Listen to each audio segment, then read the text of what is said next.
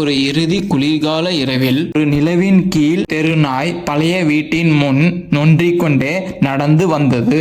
பல ஆண்டுகளாக கைவிடப்பட்ட அந்த பண்ணை வீட்டில் கடைசி உரிமையாளர் ஆலவின் அவர்களின் ஆவி தங்கியிருப்பதாக கூறப்படுகிறது. அவர் மனிதர்களையோட விலங்குகளை நேசிப்பவர். நாயை பல வாரமாக மீட்பு குழுவினர் பிடிக்க முன்வந்தார். ஆனால் அந்த நாய் எப்போதும் தப்பித்து ஓடியது. ஆனால் இன்று மட்டும் தவற நுழைந்து வந்த எமிலி என்று வாலண்டியர் படைந்த வாசலில் நாய் சுருண்டு கிடந்ததை பார்த்தால் யாருமில்லாத இடத்தில் வால் அசைத்தது.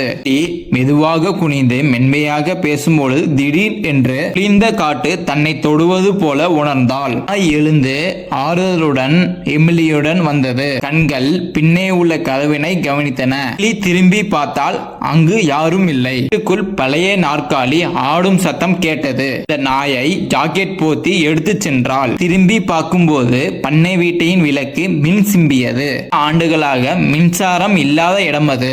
அந்த நாயை சிறையில் அழைத்து சென்று மருத்துவ இடத்தில் காட்டினாள்.